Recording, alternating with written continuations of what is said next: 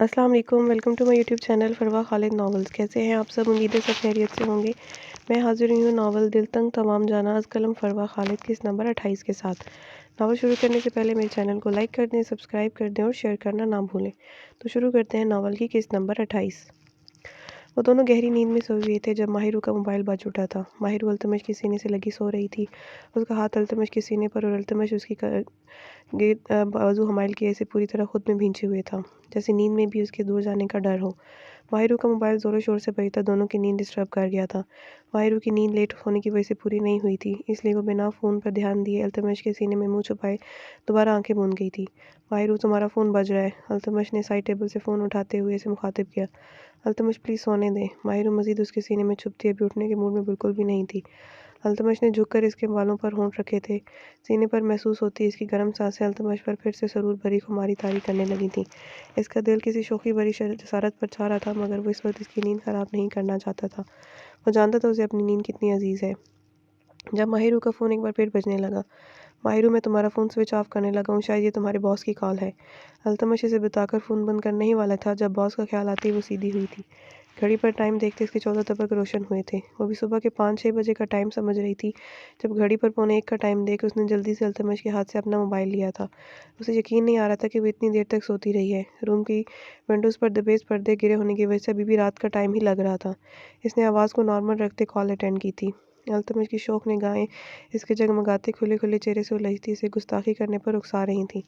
Mahiru की आज 12 बजे मीटिंग थी, जो कि बहुत आराम से फरामोश कर गई थी। I am so sorry sir, मेरे माइंड में ही न रहा। आपको मेरी इस वजह से इतना वेट करना पड़ा। मैं अभी ऑफिस पहुंचती हूँ। माहिरू को अपने भूल जाने पर शर्मिंदगी महसूस हुई थी, जबकि अल्तमश को उसका यूं किसी से सॉरी बोलना बिल्कुल भी पसंद नहीं आया था। वो होली से झुका था और माहिरू की गर्दन पर होंठ रखे थे एक शौक भरी जिसारत कर गया था। माहिरू उससे कोई ऐसी उम्मीद नहीं कर रही थी। इसके हाथ से फ़ोन छूट कर नीचे गिरा था। इसने सुर्ख पड़ते अल्तमश को घूर देखते फ़ोन उठाकर दोबारा कान से लगाया। जी सर, आप क्या कह रहे थे? माहिरू दोबारा पूछते शर्मिंदगी से बोली थी। वो कयूम साहब की पहली कई बात अल्तमश की जिसारत की वजह से समझ ही नहीं पाई। मिस माहिरू, आप हमारे ऑफिस आए, इस बारे में बात हो चुकी है। अगर आप अल्तमश किदान को हमारे चैनल पर इंटरव्यू के लिए राज़ी कर लें, मुझे नहीं लगता वो आपकी बात टालेंगे। कयूम साहब अपनी बात दोहराते रसानियत से बोले थे। कल की अल्तमश की माहिरू के लिए बेकरारी देख सबको अल्तमश की नज़रों में माहिरू की अहमियत का अंदाज़ा हो चुका था। अल्तमश उसके बेहद करीब होने की वजह से कयूम साहब की बातें सुन पा रहा था। उसे माहिरू की इस वक्त तंग करने में बहुत मज़ा आ रहा था, जिससे अल्तमश की वजह से बात ही नहीं हो पा रही थी। उसने अब की बार माहिरू के चेहरे पर अपने होंठों का लम्स छोड़ा था। अल्तमश इसके लम्स की शिद्दत और माहिरू के हाथ में मोबाइल लर्ज़ उठा था। इसका गाल बिल्कुल लाल हो चुका था। जी मिस माहिरू, मैं अल्तमश सर की बात ही कर रहा हूँ। कयूम साहब उसकी सिचुएशन से बेखबर अपनी बात दोहराते हुए बोले। माहिरू ने अल्तमश को घूरा था, जो बहुत मुश्किल से अपना कहकर रोके हुए था। माहिरू की दूधिया रंगत लाल अंगारा होती तहक उठी थी। सर, उनको इंटरव्यू देना नहीं पसंद।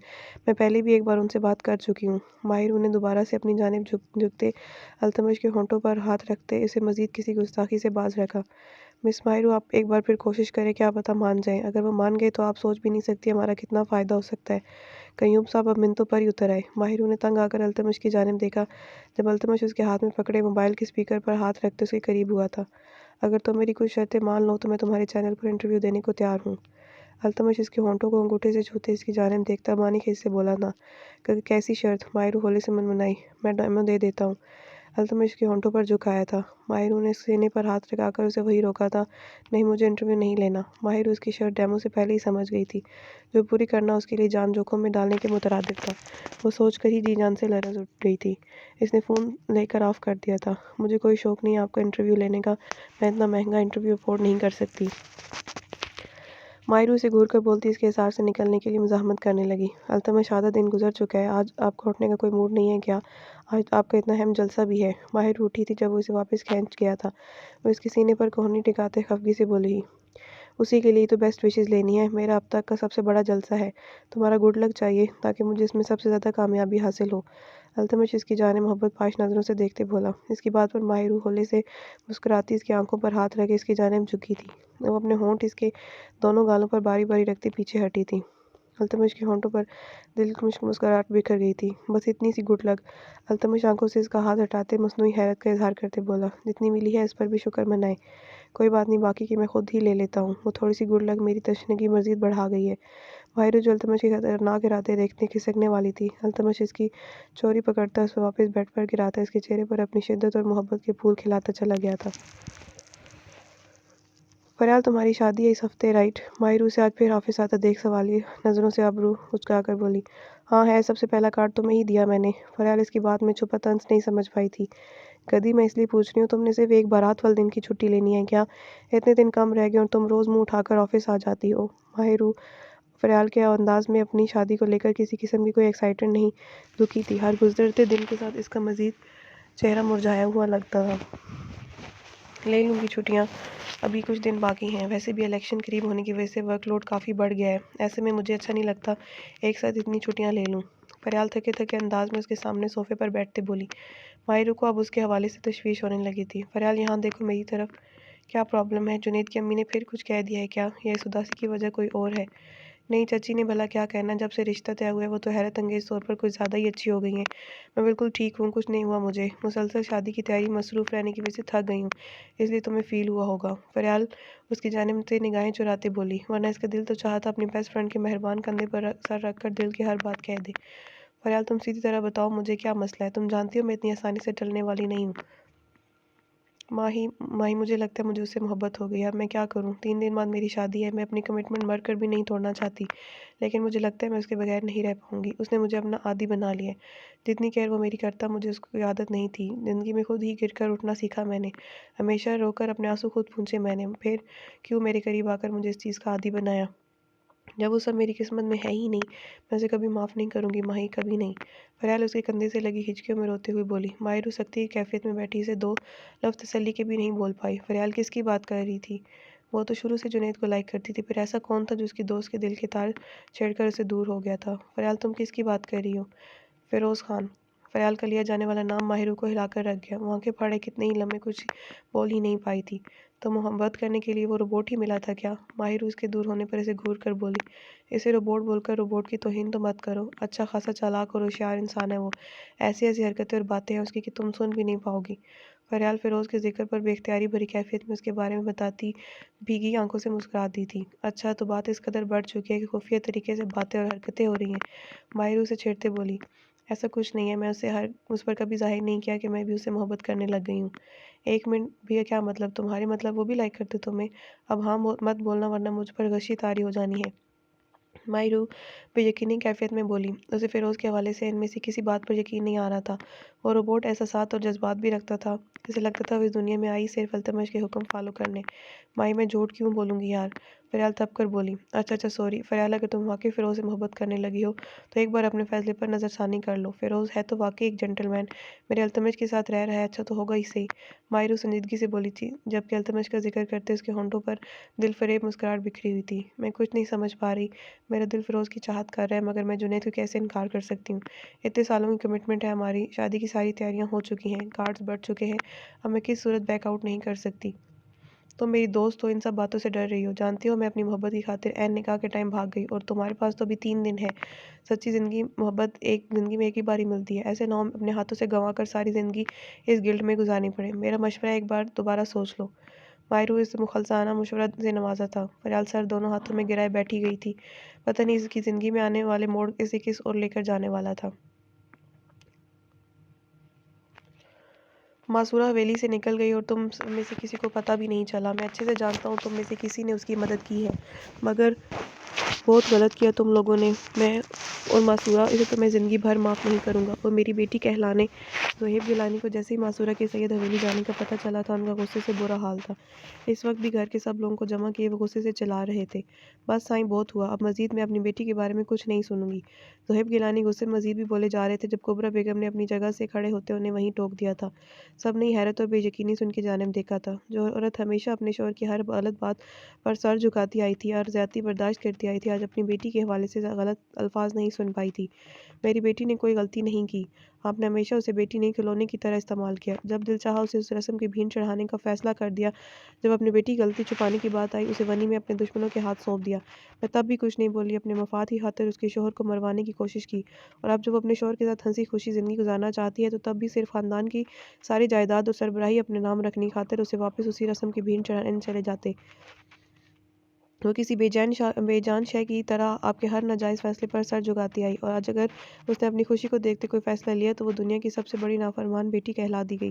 میری بیٹی کے بارے میں کچھ کہنے سے پہلے ذرا خود پر نگاہ ڈال کر دیکھیں۔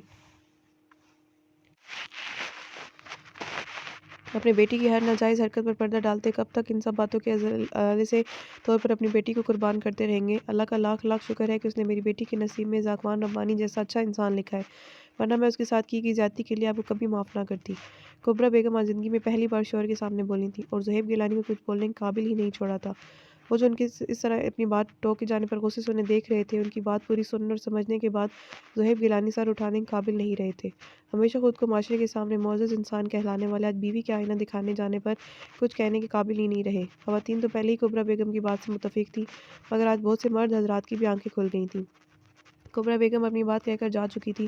زہیب گیلانی بھی خاموشی سے وہاں سے نکل گئے تھے۔ ہمیشہ اپنی انا کو سر بلند رکھنے والے اندر سے کھوکھلے مردوں پر اس ایک عورت کے الفاظ بھی کافی بھاری پڑے تھے۔ زہیب گیلانی اور سجاد گیلانی کا دل جیسے کسی بڑے بوجھ تلے دب گیا تھا۔ جو سزا وہ اپنی بیٹی کو دینا چاہ رہے تھے، سالوں پہلے وہ اپنی اکلوتی بہن کو اس کی بھین چڑھا چکے تھے، جس کی تکلیف کا اندازہ انہیں آج ہو رہا تھا۔ ماہرو، بیٹا میرے پاس آ جاؤ۔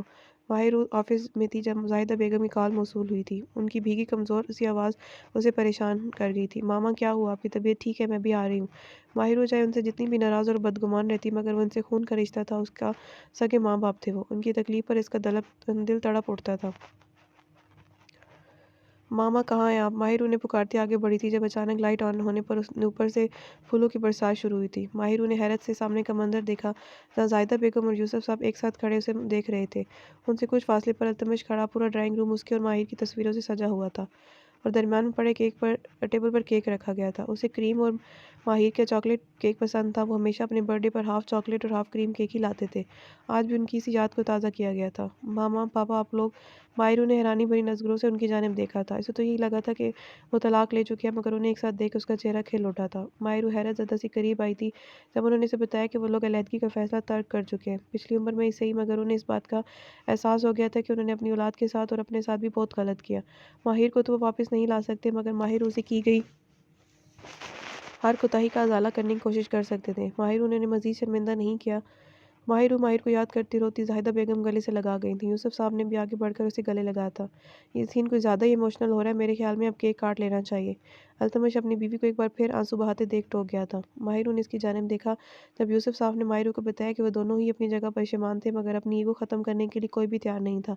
ماہرو نے التمش کے سامنے کبھی ظاہر نہیں کیا تھا، مگر وہ اس کی اداسی نوٹ کر جاتا تھا۔ ماہرو کے اندر وہ کوئی ادھورا پن نہیں رہنے دینا چاہتا تھا۔ اسی نے ہی زاہدہ بیگم اور یوسف صاحب سے اپنی بیٹی کی خاطر یہ بیجا آنا ختم کرنے کی ریکویسٹ کی تھی۔ وہ دونوں تو پہلے ہی پگھل چکے تھے۔ التمش کے سمجھانے رہا سا کام بھی کر دیا تھا۔ ماہرو نے ساری بات سن کر تشکر بھری نظروں سے التمش کی جانب دیکھا تھا۔ التمش نے اشارے سے اسے آنسو صاف کرنے کا کہا تھا۔ ماہرو نفی میں سر ہلاتی کھلکھلائی تھی۔ اس کے چہرے پر بکھرے دھنک کے رنگ دیکھ محوت ہوا تھا۔ التمش کو محسوس ہو رہا تھا ہر گزرتے دن کے ساتھ وہ اس لڑکی کا مزید اسیر ہو رہا ہے۔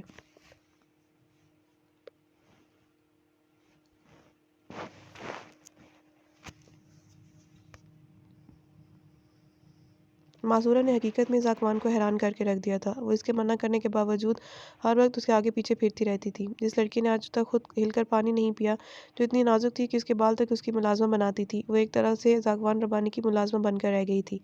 ذاکوان کے بار بار ٹوکنے کے باوجود وہ اس کے چھوٹے سے چھوٹا کام اپنے ہاتھوں سے کرتی تھی۔ ذاکوان چاہ کر بھی اسے اگنور نہیں کر پا رہا تھا۔ جس طرح معصورہ اس کو اپنی محبت کا یقین دلانے کی کوشش کر رہی تھی، ذاکوان چاہنے کے باوجود اس کی محبت پر شک نہیں کر پا رہا تھا۔ اس کا غصہ ابھی بھی معصورہ پر ہنوز تھا، مگر وہ اسے نفرت نہیں کر پایا تھا، نہ ہی وہ ایسا کچھ چاہتا تھا۔ ذاکوان کا زخم اب بالکل ٹھیک ہو چکا تھا، اس کی بینڈیج اتر چکی تھی، وہ اب اپنی پہلی والی روٹین پر واپس آ چکا تھا، جس کا معصورہ کو یہ نقصان ہوا تھا کہ اب وہ روم میں کم کم ہی آنے لگا تھا۔ یہی بات معصورہ کے لیے پریشانی کا باعث تھی۔ حلیمہ بیگم اور حسنہ بیگم کے علاوہ باقی گھر والوں کا رویہ اس کے ساتھ برا نہیں تھا تو اچھا بھی نہیں تھا۔ اسے ایسے اگنور کیا جاتا تھا جیسے وہ اس گھر کا فرد ہی نہ ہو۔ اس کا دل اس سب پر بہت دکھتا تھا، مگر معصورہ ہر بات بہت صبر سے برداشت کر رہی تھی۔ یہ سب اس کا اپنا کیا دھرا تھا، بھگتنا تو پھر اسی کو تھا۔ آج بھی کچن میں ملازمین کے ساتھ نرمین اس سے بہت بری طریقے سے پیش آئی تھی۔ معصورہ وہاں سے تو خاموشی سے نکل آئی تھی، مگر روم میں آ کر اپنے آنسو نہیں روک پائی تھی۔ کافی دیر رو کر اپنا دل ہلکا کرنے کے بعد اس نے اچھے سے چہرہ دھو لیا تھا۔ وہ نہیں چاہتی تھی ذاکوان کو اس کے رونے کی ذرا بھی بھنک پڑے۔ ذاکوان نیچے ہی تھا، اس کے اوپر آنے سے پہلے ہی معصورہ نے اپنے آپ کو کافی حد تک نارمل کر دیا تھا۔ ذاکوان کچھ دیر بعد ناشتہ کر کے روم میں آ گیا تھا، مگر روم میں آتے ہی پھر کوئی کال آ جانے پر جانے کے لیے تیار ہونے لگا تھا۔ معصورہ نے اس کے لیے اپنی پسند کا کریم کلر کا سوٹ نکالتے اس کی جانب بڑھایا تھا۔ اسی لمحے ذاکوان کی نظر معصورہ کے چہرے پر پڑی تھی۔ ایک ہی نظر میں وہ اندازہ لگا گیا تھا کہ معصورہ روئی ہے، جو بات ناراض ہونے کے باوجود اس کے دل پر گراں گزری تھی۔ فون پر بات کرتے مصروف سے انداز میں معصورہ کے چہرے پر ایک بھرپور نظر ڈالتے وہ کپڑے تھامتے واش روم کی جانب بڑھ گیا تھا۔ وہ ہمیشہ اس کے نکالے ہوئے کپڑے چھوڑ کر کوئی اور ڈریس نکال کر پہنتا تھا۔ آج پہلی بار اس نے معصورہ کا دیا ڈریس لے لیا تھا، جو بات معصورہ کے لیے کافی خوشی کا باعث تھی۔ ذاکوان نک سے تیار واش روم سے نکلا تھا جب معصورہ اس کے لیے سیاہ کوٹ لیے تیار کھڑی تھی۔ ذاکوان خاموشی سے اس کے قریب آن کھڑا ہوا تھا، اس کی گہری سیاہ نگاہیں معصورہ کے چہرے پر ٹکی ہوئی تھیں۔ معصورہ اب ہر وقت نک سے تیار ذاکوان کے دل پر بجلیاں گرانے کا کام کیے رکھتی تھی۔ اس وقت بھی وہ میرون نیٹ کی لانگ شرٹ اور کیپری میں ہم رنگ دوپٹہ اوڑھے پاکیزگی کی مورت معلوم ہو رہی تھی۔ سیاہ بال جوڑے میں ہی قید کر رکھے تھے، جن سے کچھ شریر لٹیں اس کے سرخیاں چھلکاتے چہرے سے چھیڑخانیاں کر رہی تھیں۔ ابھی کچھ دیر پہلے ہی چہرہ دھو کر اس نے کپڑوں کی مہرون لپسٹک لگائی تھی۔ ذاکوان کے لیے اپنی ناراضگی برقرار رکھنا بہت مشکل ہوا تھا۔ تم روئی کیوں ہو؟ ذاکوان اس کے دلکشی بکھیرتے سراپے کو سر سے پیر تک دیکھتا سنجیدگی سے گویا ہوا تھا۔ نہیں تو ہم کیوں روئیں گے بھلا؟ معصورہ نے نظریں چراتے صاف جھوٹ بولا تھا اور آگے بڑھ کر اسے کوٹ پہنانا چاہا تھا، جسے ذاکوان ربانی اس کے ہاتھ سے کھینچتا بیڈ پر اچھال گیا تھا اور معصورہ کی نازک کمر میں بازو حمائل کرتے ایک جھٹکے سے اسے اپنے قریب کیا تھا۔ معصورہ سیدھی اس کے مضبوط چوڑے سینے کا حصہ بنی تھی۔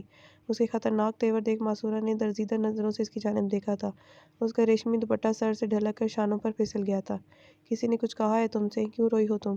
ذاکوان خود اسے چاہے کچھ بھی کہتا، مگر اس سے یہ کسی صورت برداشت نہیں ہوا تھا کہ معصورہ کو باقی گھر والوں میں سے کوئی کچھ کہے۔ ہم نے کہا نہ کچھ نہیں ہوا ہمیں، ہم روئے نہیں ہیں، آنکھوں میں الرجی ہو گئی تھی جس کی وجہ سے آپ کو ایسا لگ رہا ہے۔ معصورہ اسے ٹالنا چاہتا، مگر ذاکوان ربانی کو ٹالنا اتنا آسان کام نہیں تھا۔ اوکے مت بتاؤ، میں خود ہی باہر جا کر پتہ کر لیتا ہوں سب سے۔ ذاکوان اسے اپنے حصار سے آزاد کرتا باہر کی جانب پلٹا تھا جب معصورہ نے اسے گریبان سے تھامتے واپس اپنی جانب کھینچ لیا تھا۔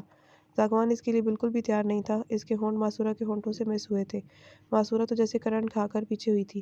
اس کا ایسا کوئی مقصد نہیں تھا، مگر وہ غیر ارادی طور حرکت سے ذاکوان ربانی کو اپنے ہونٹوں کا گداز لمس بخشتی مدہوش سا کر گئی تھی۔ اس نے دور ہونا چاہا تھا، مگر ذاکوان نے اس کی کمر میں بازو حمائل کرتے اسے واپس قریب کھینچ لیا تھا۔ ان لبوں نے اتنے دنوں سے بہت تڑپا رکھا ہے مجھے، آج انہیں ان کی سزا مل کر رہے گی۔ ذاکوان گمبھیر سرگوشی کرتا اور ہونٹوں پر جھکتا اس کی مہکتی سانسوں قطرہ قطرہ اپنے اندر انڈیلنے لگا تھا۔ ذاکوان تو جیسے اس لمحے کے سرور میں مدہوش ہی ہو چکا تھا۔ معصورہ کی گہری ہوتے سانسیں محسوس کرتے اس نے نازک جان پر رحم کھاتے اس کی سانسوں کو آزادی بخش دی تھی۔ معصورہ نے گہری سانس لیتے خود کو ذاکوان کی گرفت سے آزاد کرنا چاہا تھا، مگر ذاکوان ابھی اس کے لیے تیار نہیں تھا۔ کیا ہوا؟ میرے میدان میں آتے ہی میدان چھوڑ کر بھاگنے لگی؟ بس اتنا ہی تھا تمہارا؟ ذاکوان اس کے ہونٹوں کے اوپری تل کو چھوتا اس کی غیر ہوتی حالت سے محفوظ ہوتے بولا۔ معصورہ اس وقت اسے کوئی بھی جواب دینے کی پوزیشن میں ہی نہیں تھی۔ اتنے دنوں سے اسے اپنے حسن کے جلووں اور شوخیوں سے وہ جو ذاکوان کو تڑپا رہی تھی، ذاکوان نے آج ایک ہی لمحے میں اس کا بدلہ لے لیا تھا، بلکہ ابھی بھی بخشنے کے موڈ میں نہیں لگ رہا تھا وہ۔ میری جان ایسا کچھ کرنا ہی نہیں تھا نا جس کا ریئیکشن آپ کی نازک جان برداشت نہ کر سکے۔ ذاکوان نے ہاتھ بڑھا کر معصورہ کا کیچر اتار دیا تھا، جس کے بعد اس کے سلکی بالوں کی آبشار نے اس کی سرائی دار نازک گردن کے گرد گھیرا کرنے میں لمحہ نہیں لگایا تھا۔ ان گھریلی زلفوں کی مہکتی خوشبو ذاکوان کے حواسوں پر بری طرح اثر انداز ہوئی تھی۔ وہ دوبارہ معصورہ کی جانب جھکا تھا جب معصورہ نے فوری طور اس کے سینے پر دونوں ہتھیلیاں جماتے اسے وہیں روک دیا تھا۔ آپ کو کسی ضروری کام سے جانا تھا؟ اسے اس وقت اس سے بہتر کوئی بات نہیں لگی تھی۔ وہ ابھی ذاکوان کے پہلے وار سے بری طرح سنبھل نہیں پائی تھی کہ اب اسے دوبارہ شوخی سے اپنے اوپر جھکتے دیکھ معصورہ جی جان سے لرز اٹھی تھی۔ اس کی بات پر ذاکوان مسکرائے بنا نہیں رہ پایا تھا۔ تم مجھے منانا چاہتی ہو نا، تو ابھی موقع دے رہا ہوں تمہیں، مناؤ مجھے۔ اگر تمہارے منانے کا انداز پسند آئے تو آئی سویئر میں راضی ہو جانے میں ایک لمحہ نہیں لگاؤں گا۔ ذاکوان اسے کان کی لو چومتا سرگوشیانہ لہجے میں بولا تھا۔ اس کے ہونٹوں کا دہکتا لمس معصورہ کا حواس چھیننے کے لیے کافی تھا۔ وہ مشکل اس کے حصار میں اس کے سینے سے لگی کھڑی تھی، لیکن اس کی جان تو اس وقت ہوا ہوئی جب ذاکوان اس کے انابی لبوں کا شدت بھرا لمس اپنی گردن پر محسوس ہوا تھا۔ ذاکوان، معصورہ سے کالر دبوچتی بمشکل بول پائی تھی۔ اس کا چہرہ شرم سے گلنار ہو چکا تھا، پورا وجود اس کی شدتیں پر لرز رہا تھا۔ وہ گھبرا کر واپس اسی حالت کی سمندار ذاکوان ربانی کے حصار میں سمٹ آئی تھی۔ اتنے وقت جو مجھے تڑپایا ہے، بہت جلد اس کا حساب لینے والا ہوں میں تم سے۔ اپنی اس نازک جان کو میری شدتیں سہنے کے لیے تیار کر لو، ذرا سی بھی مہلت نہیں ملے گی۔ زاگوان نے اس کی گردن پر اپنے ہونٹوں کا لمس چھوڑتا اس کے رہے سے آواز بھی چھین گیا تھا۔ اس کے کان میں سرگوشی کرتا وہ اسے اپنے اثار سے آزاد کر گیا تھا۔ بیڈ سے اپنا کوٹ اور باقی چیزیں اٹھاتا دروازے کے قریب پہنچ کر اس کے بکھرے حلیے پر ایک بھرپور نگاہ ڈالتا وہ باہر نکل گیا۔ اس کی شوخی بھری نگاہوں میں کچھ ایسا تھا کہ معصورہ جی جان سے لرز اٹھی تھی۔ اسے ابھی بھی اپنی گردن زاگوان کے دہکتے لمس سے جلتی ہوئی محسوس ہوئی تھی۔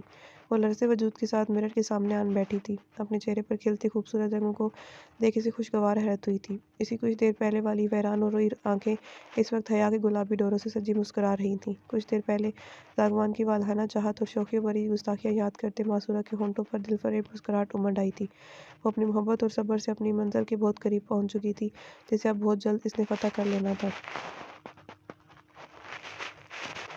التمش نے ماہروں کو ماہر کے حوالے سے سب کچھ بتا دیا تھا۔ آدھی سچائی تو وہ پہلے جانتی تھی، باقی کا سچ بھی اس کے لیے بہت اذیت ناک تھا، مگر التمش نے اسے زیادہ دیر اس دیر کے درد کے زیر اثر نہیں رہنے دیا تھا۔ اس نے ڈرگس کی ملک میں روک تھام کے لیے اپنی کی جانے والی کوششوں کے بارے میں بتایا تھا ماہروں کو، جس میں اس کی پارٹی کے اقتدار میں آنے سے پہلے ہی کافی کامیابی حاصل کر چکی تھی، جس کی وجہ سے اس دھندے میں خفیہ طور پر ملوث ملک کے بہت سارے معززین کا کاروبار ٹھپ ہونے والا تھا۔ جیسے جیسے الیکشن کے دن قریب آ رہے تھے وہ تمام جماعتیں مل کر فیضان چشتی کے ساتھ اتحاد قائم کرنے لگی تھیں، جس کی وجہ سے فیضان چشتی مزید مضبوط ہوتا جا رہا تھا، مگر التمش کی صاف کہ برائی کے خلاف اکیلے کھڑے ہونے کے باوجود اس کا پلڑا آج بھی بھاری تھا۔ ماہرو التمش کو عائشہ کے حوالے سے بتانا چاہتی تھی، مگر اسے التمش کے غصے سے ڈر بھی لگتا تھا۔ اس وقت بھی وہ التمش کو باہر جانے کے لیے تیار ہوتا دیکھ رہی تھی، اپنے اندر ہمت مجتمع کرتے وہ آگے بڑھی تھی۔ میری جان، اگر کوئی بات کرنی تو سیدھی طرح کہو نا، اتنا تردد کر کے خود کو کیوں تھکا رہی ہو؟ التمش اب مزید خاموش کھڑا نہیں ہو پایا تھا۔ اسے تھام کر اپنے سامنے شیشے کے آگے کھڑا کرتے سے پیچھے سے باہوں کے حلقوں میں لی اس کے کندھے پر ٹوڑی ٹکا گیا۔ کیا مطلب اس بات کا؟ مجھے بنا کس بات کے لیے اپنے ہسبینڈ پر پیار نہیں آ سکتا؟ ماہر وہ آئینہ میں اب دونوں کم عکس محبت پاش نظر سے دیکھتی بولی۔ التمش اس کے کان کے لو کو ہلکا سا دانتوں سے دباتے شوق سے جسارت کرتا اس کی سانسیں منتشر کر گیا تھا۔ آپ کے طریقے آپ کو ہی مبارک ہو، مجھے ایسے بیہودہ طریقے سیکھنے کا کوئی شوق نہیں۔ ماہر اس کے طریقے سوچ کر ہی لال ہوئی تھی۔ التمش اس کا خفت سے سرخ پڑتا چہرہ دیکھ کھل کر مسکرا دیا تھا۔ مجھے آپ کو کچھ بتانا تھا۔ ہاں بولو، میں سن رہا ہوں۔ وہ عائشہ آپ سے بہت نفرت جانتا ہوں، بہت نفرت کرتی ہے مجھ سے۔ التمش تلخی سے مسکرایا تھا۔ جی، مگر وہ فیضان چشتی کے ایک آدمی کے ساتھ آپ کے خلاف پلاننگ کرتے دیکھا میں نے اسے۔ وہ میری چھوٹی بہن ہے ماہرو، میں اسے بالکل بھی غافل نہیں ہوں۔ میں جانتا ہوں تمہاری جانب سے ہار مان کر فیضان مجھے کمزور کرنے کے لیے اب اسے ٹارگٹ کرے گا۔ اپنے جس آدمی کو اس نے عائشہ کے پیچھے لگایا ہے وہ در حقیقت اس کی پارٹی میں رہ کر میرے لیے کام کرتا ہے۔ نصیر قریشی فیضان چشتی کا نہیں بلکہ میرا آدمی ہے۔ میں جانتا تھا عائشہ مجھ سے بدلہ لینے کے لیے کچھ نہ کچھ کرتی پھر رہی ہے۔ وہ ماما کی ڈانٹ اور سمجھانے سے باز نہیں آئے گی۔ میں چاہتا ہوں وہ مجھ پر سے اپنا غصہ اتارے، مگر میں یہ بھی نہیں چاہتا کہ فیضان جیسے گھٹیا شخص سے ملے، اس لیے میں نے بیچ میں نصیر کو انوالو کر دیا۔ یہ بات صرف مجھے اور فیروز کو پتہ تھی اور اب تم اس راز میں شریک ہوئی ہو۔ التمش کی بات سن کر جہاں اسے دکھ ہوا تھا وہاں ہلکی پھلکی بھی ہو گئی تھی۔ التمش یہ دانا اچھے سے جانتا تھا اسے اپنے رشتے کیسے نبھانے ہیں اور کیسے ان کی حفاظت کرنی ہے۔ عائشہ اپنے ہسبینڈ کے قتل کا الزام آپ پر کیوں لگاتی ہے؟ ایسا کیا ہوا تھا؟ کیونکہ یہ الزام نہیں ہے، سچ ہے، میں نہیں مروایا اسے۔ آپ نے؟ مگر کیوں؟ کیونکہ وہی ماہر کا قاتل تھا۔ التمش کے انکشاف پر در انکشاف نے ماہروں کا سر چکرا کر رکھ دیا۔ تعلیمی اداروں پر بڑے پیمانے پر ڈرگ سپلائی کا کام اور اس جیسی کئی برائیوں کو فروغ دینے میں اس کا بنایا گینگ ہی متحرک تھا۔ وہ غیر ملکیوں کے ساتھ مل کر ہمارے ملک کی جڑیں کھوکھلی کروا رہا تھا۔ ماہر اس جیسے کتنے ہی نوجوان اس لت میں پڑ کر اپنی زندگی اپنے ہاتھوں برباد کر رہے تھے۔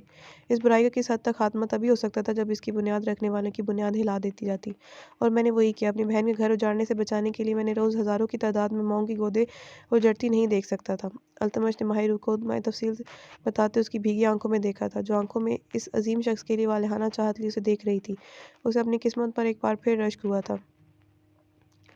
کیا ہوا؟ التمش اس کی بھیگی آنکھیں صاف کرتے پوچھنے لگا۔ اب واقعی بہت پیار آ رہا ہے آپ پر، ماہر منہ بناتے جس طرح بولی۔ التمش اپنا کہہ کر نہیں روک پایا۔ تمہارا روکھا پھیکا پیار نہیں چاہیے مجھے۔ التمش مصنوعی خفگی دکھاتا پیچھے ہوا تھا۔ التمش ماہر اس کا بازو کھینچ کر اسے اپنی جانب موڑ گئی تھی۔ التمش خاموشی سے اسے اپنی جانب کھڑا رہا تھا۔ ماہر اس کی شرٹ گریبان کے قریب سے دونوں مٹھیوں میں دبوچتی اسے اپنی طرف جھکاتے اس کے ہونٹوں پر اپنے گداز ہونٹوں کا لمس چھوڑتے پیچھے ہٹی تھی، مگر اب التمش نے ایسے کرنے نہیں دیا۔ وہ اس کی کمر میں بازو حمائل کرتے اسے بہت قریب کھینچ چکا تھا۔ التمش پلیز، میری لپسٹک خراب ہو جائے گی۔ ماہر کسی شرارت پر اس پر بھاری پڑ چکی تھی، کیونکہ اب التمش کے ارادے اس کے ہونٹوں کو بخشنے کے موڈ میں بالکل بھی نہیں تھے۔ وہ تو خراب لازمی ہوگی کیونکہ اس کے علاوہ کوئی حل ہی نہیں ہے۔ التمش کہتے اس کی سانسیں قید کر گیا تھا۔ ماہر کو وجود ہولے سے لرزتا التمش کے سینے میں ہی چھپنے کی کوشش کرنے لگی تھی۔ فریال نے اپنے دل کو ڈانٹ ڈپٹ کر سمجھا دیا تھا، جو فیصلہ وہ کر چکی تھی اب اسی پر قائم رہنے والی تھی۔ ماہر اسے سمجھانے کی بہت کوشش کی تھی، وہ نہیں چاہتی تھی ماہر اپنے دل کی خواہش کو خود کو حالات کے دھارے پر چھوڑ دے۔ فیروز کا ایک دم لاتعلقی اختیار کرنا فریال کو اس پر شدید غصہ دلا گیا تھا۔ جس شخص کو اس کی پرواہ تھی ہی نہیں، وہ بھلا اس کے لیے اپنی شادی کیوں ختم کرتی، مگر وہ اپنے اندر کا غصہ نکالنے آج التمش کے بنگلے پر پہنچ چکی تھی، جہاں وہ التمش کے ساتھ فیروز کو بھی انوائٹ کرنا چاہتی تھی، اور قسمت سے دونوں ایک ساتھ ہی ڈرائنگ روم میں بیٹھے مل گئے تھے۔ وہ کسی پارٹی ممبر کی بات کر رہے تھے، اسے دیکھ خاموش ہوتے دونوں اس کی جانب متوجہ ہوئے۔ التمش ماہرو کی وجہ سے فریال کو بہت اچھے سے بلاتا تھا۔ اسے ماہرو سے پتہ چلا تھا کہ فریال نے ہمیشہ اس کا خیال رکھا تھا، اس کی تکلیف میں اس کا سہارا بنی تھی۔ یہ سب جان کر التمش اب اسے بالکل بہنوں کی طرح اہمیت رکھتا تھا۔ فریال آؤ بیٹھو، کیسی ہو؟ التمش اس کی جانب متوجہ ہوتا ذرا نرمی سے بولا تھا۔ فیروز بھی اس پر نظریں ٹکائے بیٹھا تھا، مگر فریال نے اس کی جانب دیکھنا بھی گوارا نہیں کیا تھا۔ جی میں بالکل ٹھیک ہوں، دراصل مجھے آپ کو یہ دینا تھا، اس لیے اسپیشلی آپ سے ملنے میں یہاں آئی ہوں۔ میں جانتی ہوں ان دنوں آپ بہت مصروف ہیں، مگر پھر بھی اگر تھوڑا سا ٹائم نکال کر میری شادی میں شرکت کر لیں تو میرے لیے بہت اعزاز کی بات ہوگی۔ فریال پر امید لہجے میں بولی۔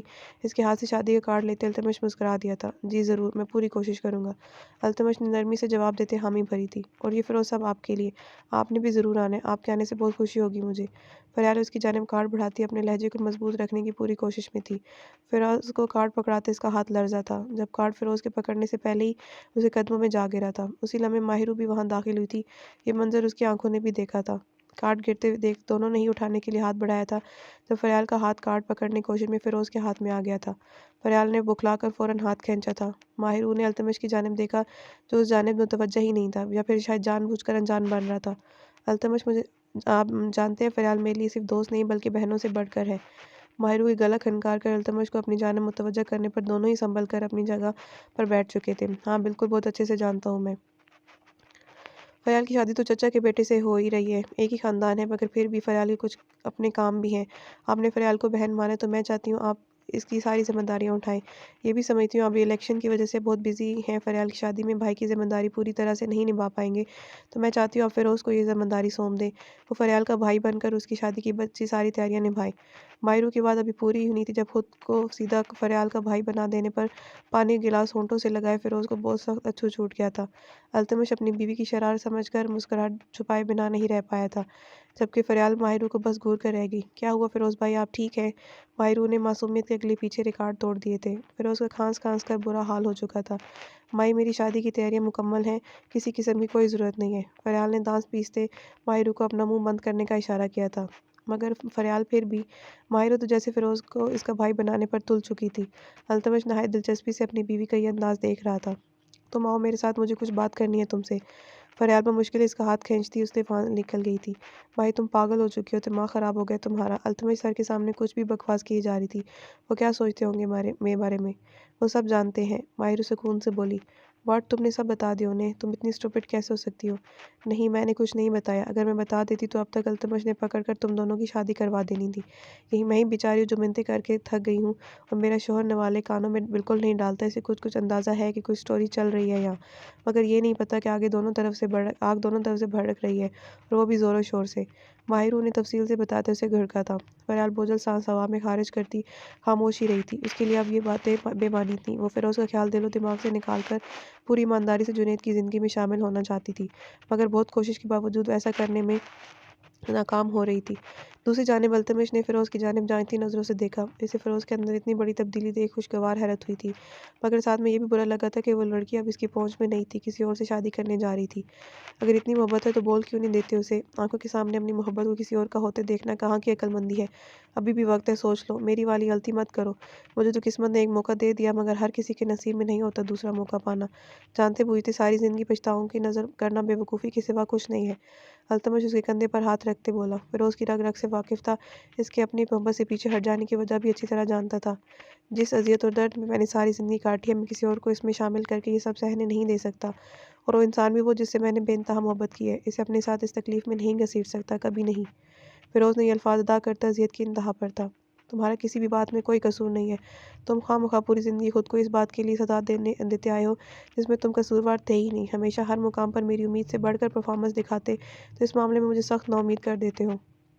آپ کو لگتا ہے وہ مجھے میری سچائی جان کر قبول کرے گی، میری حقیقت جان کر اس کی محبت میری نفرت میں بدل جانی ہے؟ وہ اذیت اس اذیت سے کبھی کہیں زیادہ ہوگی۔ میں خود کو اور اس کو ایسے مقام پر لانا ہی نہیں چاہتا۔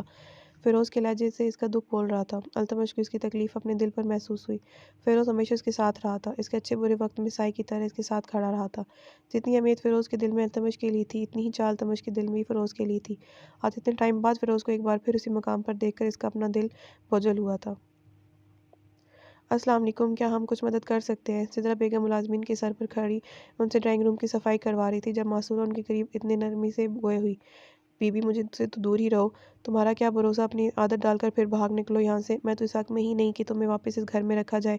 ذاکوان کو پھر کوئی دکھ ملے ہم میں سے کسی کو برداشت نہیں۔ سدرا بیگم اس کی ایک بات کے جواب میں اچھا خاصا سناتی نخوت سے نظریں پھیر گئی تھیں۔ معصورہ ملازمہ کے سامنے اپنی انسلٹ پر آنسو پی کر رہ گئی۔ وہ خاموشی سے واپس پلٹی تھی جب اس کی نگاہ سامنے کھڑے ذاکوان اور ان کے ساتھ کھڑی حسنہ بیگم پر پڑی۔ ذاکوان بھی سدرا بیگم کی بات سن چکا تھا، اس کے بھرمی لیے تاثرات سے معصورہ یہ اخذ کر چکی تھی۔ آپ میرے لیے بہت قابل عزت ہیں تائی جان، میں بہت عزت کرتا ہوں آپ کی، اور آپ سے بھی ویسی عزت اپنی بیوی کے لیے چاہتا ہوں۔ اس کی توہین ہوتی میں کسی صورت برداشت نہیں کر سکتا۔ اور ایک اور بات میں آپ سب کو ذہن نشین کروا دوں۔ ذاکوان وہاں داخل ہوتی ویلی کی باقی خواتین اور ارد گرد کھڑی ملازمین پر ایک سرسری نگاہ ڈالتا، معصورہ کے قریب آتے اسے گرد بازو پھیلاتے اسے اپنے اثار میں لے گیا تھا۔ معصورہ مجھے چھوڑ کر اسی لیے گئی کیونکہ میں نے اسے دھوکہ دیا تھا، اسے فہیم کے حوالے سے سچائی نہیں بتائی تھی۔ اس کا ناراض ہونا اور مجھے چھوڑ کر جانا اسی کا رد عمل تھا۔ لیکن اس سے بھی اچھی بات معصورہ کی یہ ہے کہ اپنی غلطی کا احساس ہوتے ہی وہ واپس میرے پاس لوٹ آئی۔ میں اپنی بیوی کو دل سے معاف کر چکا ہوں، اور آپ سب سے بھی یہی چاہتا ہوں کہ آپ بھی اسے وہی مقام اور عزت دیں جس کی وہ حقدار ہے۔ ذاکوان اپنی بات کہتا معصورہ کا ہاتھ تھامے اپنے روم کی جانب بڑھ گیا تھا۔ سدرا یہ سب کیا تھا؟ وہ بچی اتنے دنوں سے ہم سب کے درمیان گھلنے ملنے کی کوشش کر رہی ہے، ہمارے گلے شکوے ختم کرنے کے لیے کتنی کوششیں کر رہی ہے، اور تم نے پھر اسے واپس پہلے والے مقام پر لے جا کر پٹکتے وہی تلخ باتیں دہرا دی۔ فیروز کا تعلق ایک مڈل کلاس گھرانے سے تھا۔ اس کی ماں رافعہ بی بی ایک سفید پوش گھرانے کی کافی نیک و پردہ اور لڑکی تھی، مسلمان مشرقی گھرانے کی وہ لڑکی جس کے لیے اس کے ماں باپ کا کہا حرف آخر ہوتا تھا، باپ کی عزت کے آگے سر کٹوا دینے والی بیٹی، جس کو اس کی ماں نے ہر حال میں صبر و شکر کرنا سکھایا تھا۔ اس کی ماں نے یہی سکھایا تھا کہ اسے چاہے کچھ بھی ہو جائے بس اپنا ہر معاملہ اللہ پر چھوڑ دینا۔ رافعہ ہمیشہ سے اپنی ماں کی ہر نصیحت پلو سے باندھتی آئی تھی۔ بہت سی برائیوں کے ساتھ وہ ہمارے معاشرے کی ایک بستی یہ بھی تھی کہ جو شخص جتنے درگزر سے کام لیتا تھا اسے اتنا ہی رگیدا جاتا تھا، جو جتنا دیتا تھا اسے اتنا دبایا جاتا تھا۔ اور ہمارے ملک کے ترقی یافتہ معاشرے میں بھی کچھ گھرانے، کچھ مائیں ایسی بھی تھیں جو آج بھی اپنی بیٹی کو خود اعتماد بنانے کے بجائے اسے معاشرے کے حوالے سے ان پر اتنا دباؤ ڈال دیتی تھیں۔ رافعہ کا شمار بھی ایسی ہی لڑکیوں میں ہوتا تھا۔ بچپن سے اس نے اپنے دل کی ہر خواہش دل میں ہی دبا کر رکھی تھی کہ کہیں کسی کو اس کی یہ خواہش جان کر برا نہ لگے، کوئی اس پر اعتراض نہ اٹھائے، مگر اس معاملے میں بھی وہ سیاہ قسمت ہی نکلی۔ اس کے ماں باپ نے اپنی استطاعت کے مطابق اسے اچھا خاصا جہیز بنا کر دیا، مگر اس کے سسرال والے اس معمولی جہیز پر بالکل بھی خوش نہیں تھے، جس حوالے سے تانے اس ساری زندگی کے لیے برداشت کرنے پڑے تھے۔ اس کا شوہر، جس کے بارے میں شادی سے پہلے یہی کہا گیا تھا کہ وہ پرائیویٹ ملازم ہے اور اچھا خاصا کما لیتا ہے، مگر یہ بھی جھوٹ نکلا۔ بیوی اور مفت کی ملازمہ ملنے کے بعد وہ فرضی نوکری چھوڑ کر گھر بیٹھ گیا، اور کچھ مہینوں بعد رافعہ پر ایک انکشاف یہ ہوا کہ اس کا شوہر ایک جواہری تھا۔ کبھی رقم جیت آتا تو گھر میں وارے نیارے ہوتے اور کبھی محبت فاقوں پر آ جاتی، مگر رافعہ نے اپنی ماں کی گئی نصیحت پر عمل کرتے کبھی ماں باپ کو خود پر بیتی کسی اذیت کے بارے نہیں بتایا تھا۔ انہی دنوں میں ایک سیاہ دن رافعہ کی زندگی کا وہ تھا جب اس کا شوہر جوئے میں اور کچھ نہ ہونے کی وجہ سے اسے ہار آیا تھا اور کسی نامحرم کے ساتھ اسے رات گزارنے کا کہا تھا۔ رافعہ اپنے شوہر کے منہ سے یہ بات سنتے جیتی جی مر گئی تھی۔ وہ اس کے پیروں میں گرتی اتنے بڑے گناہ سے باز رکھنے کی کوشش کرتی رہی تھی، مگر اس کے شوہر کو اپنی زندگی بچانے کی خاطر اپنی بیوی کا سودا کرنا زیادہ مناسب لگا تھا۔ رافعہ روتی پیٹتی رہ گئی تھی۔ اس نے اس گناہ سے بچنے کے لیے اپنی جان دینے کی کوشش بھی کی تھی، مگر قسمت نے یہاں بھی اس کا ساتھ نہیں دیا تھا اور اس کا شوہر نشے میں دھت اسے کسی غیر مرد کے دروازے پر پھینک آیا تھا۔ ناول جاری ہے۔